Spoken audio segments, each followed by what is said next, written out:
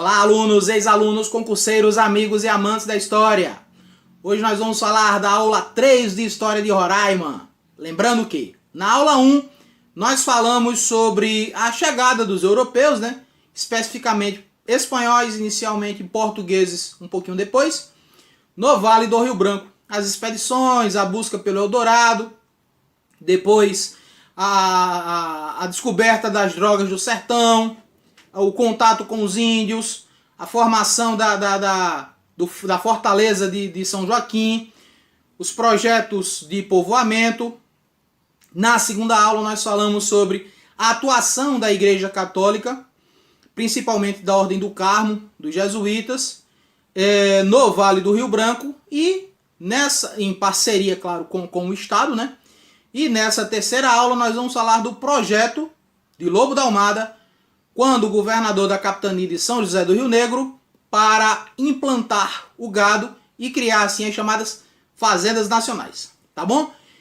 Mas antes de iniciarmos, deixa o seu like, se inscreve no nosso canal, beleza? Bom, como eu já disse para vocês anteriormente, para falarmos sobre o governo de Lobo da Almada, nós primeiro temos que falar da criação da capitania de São José do Rio Negro. O Grão-Pará era muito grande, abrangia uma região enorme. Então, na política da segunda metade do século XVIII, ficou claro que era necessário criar uma capitania que seria subordinada ao Grão-Pará, mas que teria como tomar decisões administrativas dentro da região do Vale do Rio Branco, Rio Amazonas, Rio Negro, essa região que estava um pouco sem a participação efetiva do poder administrativo e político também do Grão-Pará. Então eles dividem essa região e criam a chamada Capitania de São José do Rio Negro. E Lobo da Almada é convidado a ser governador por ter uma certa experiência já em viagens por essa região. Em dezembro de 1786, ele é designado pelo governador da capitania do Grão-Pará, Pereira Caldas, para explorar o Rio Branco, para conhecer ainda mais o Rio Branco. E ele faz essa incursão, essa expedição, ao lado do matemático José Simões de Carvalho e do engenheiro Eusébio Antônio de Ribeiros. Eles exploram a região e é a partir daí que Lobo da Almada começa a ter uma visão um pouco mais ampla do que seria, do que poderia ser implantado aqui para efetivar de fato a coroa portuguesa nesse local. Em 1787, ou seja, um ano depois dessa expedição, ele chega a afirmar que o objetivo maior do governo português para o Rio Branco é colonizar. É necessário colonizar. Só que, para colonizar o Rio Branco, é necessário ter uma política que faça com que os portugueses, o homem branco, se interesse em deixar cidades importantes ou do litoral brasileiro ou até de Portugal para vir para cá. Então Lobo da Almada começa a procurar uma alternativa para fazer com que os portugueses, o homem branco, venha ocupar essa região de fato. Em 1788, ele se torna governador da recém-criada capitania de São José do Rio Negro. E logo de cara ele expulsa, um projeto com uma força militar grande, ele expulsa os espanhóis do Rio Solimões. Mas o foco de Lobo da Almada para cá, essa chamada criação de gado. É uma nova política de povoamento. Ele manda uma carta para o governador do Pará com o objetivo de deixar claro que ele precisa de gado para fazer com que o homem branco venha criar fazendas aqui com um suporte agora interessante, com um suporte que ele pode gerar renda dentro dessa capitania. E a partir daí, a política começa a ser implantada. Só que é interessante a gente voltar um pouquinho no tempo para perceber que existe um certo debate dentro da historiografia que os espanhóis podem também serem os responsáveis pela criação inicial de gado aqui. Só que ainda é um debate que não está bem esclarecido, não está claro se realmente os espanhóis implantaram o gado aqui.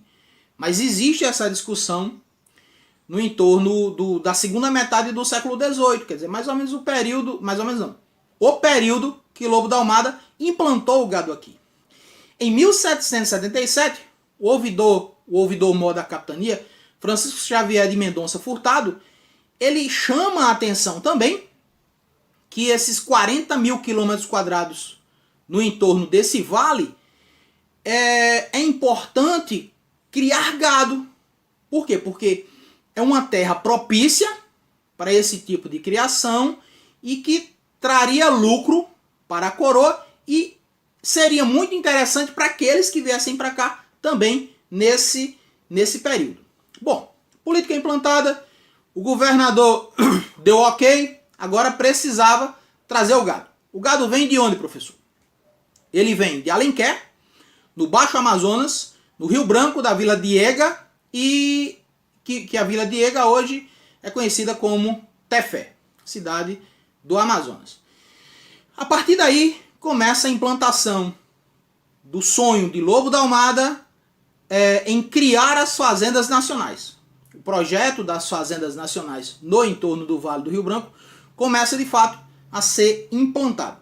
Esse primeiro rebanho ele chega basicamente para a região da Fazenda São Bento, né, criada a Fazenda São Bento, que fica no oeste do Uraricuera,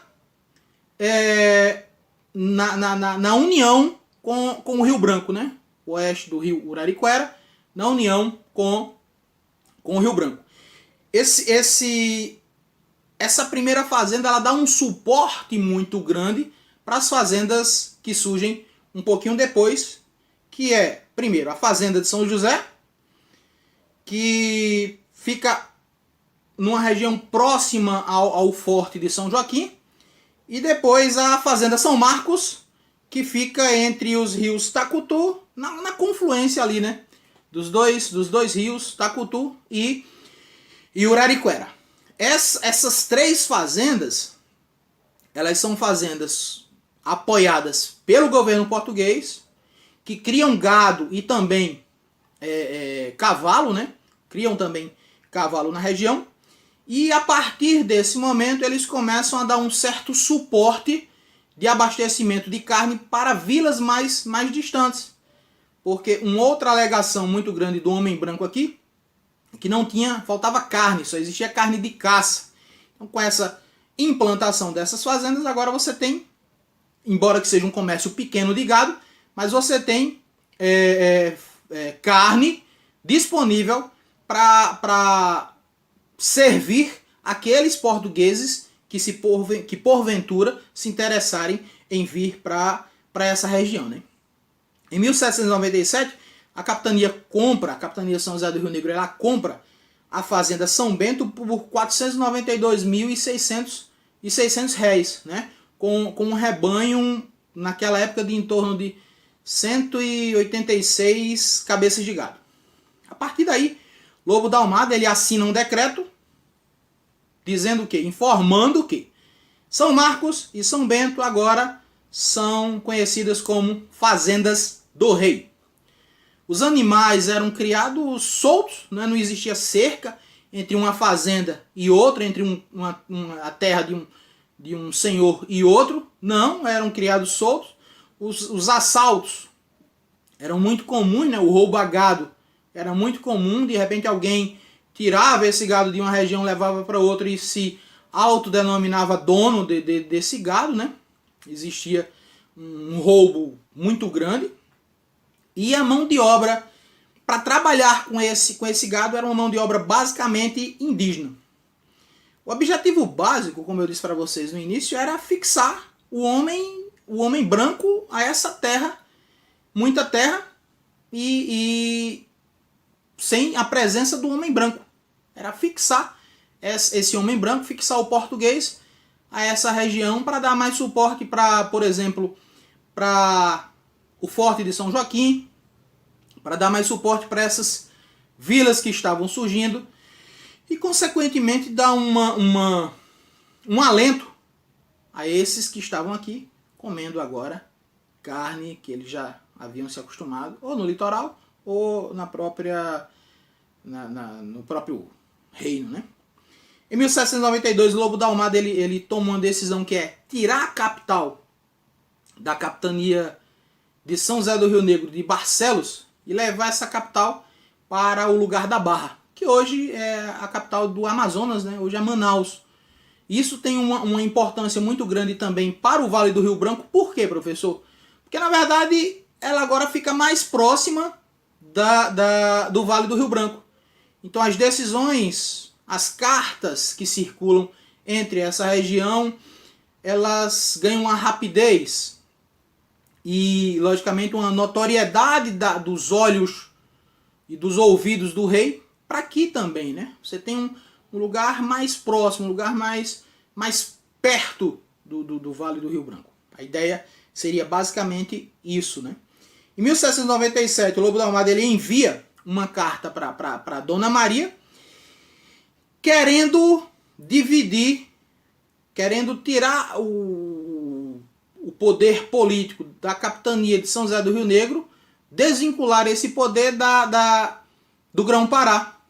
Mas é negado esse pedido. Ele sai enfraquecido politicamente dessa disputa, né? Porque aí ele vai comprar uma briga também com o governador do Grão-Pará, que não vai gostar da sua atitude, já que todas as cartas que saíam da capitania de São José do Rio Negro obrigatoriamente teriam que ir para o Grão-Pará, para de lá tomar destino para Portugal, e ele não faz isso. E isso vai gerar uma certa discussão no entorno do nome do Lobo da Almada, para que ele venha sair posteriormente do poder. Nesse momento, já final do século XVIII, os índios estão muito insatisfeitos com as horas trabalhadas, com o desrespeito à cultura desses indígenas, que nós já falamos tanto na primeira quanto na segunda aula. E os índios começam a realizar algumas revoltas, que a maior de todas vai ser a chamada Revolta da Praia de Sangue, que nós vamos ver numa próxima aula. Aí é quando o governador do Grão-Pará, que nessa época é Francisco Maurício, ele resolve retirar, destituir Lobo da Almada do cargo em 1799 e colocar José Antônio Salgado no poder. Lobo da Almada ele vai para Barcelos, né? Ele continua morando na região. Ele vai para Barcelos, para sua fazenda, e lá ele morre poucos meses depois. Ok? Essa foi a história de hoje e valeu, abraço!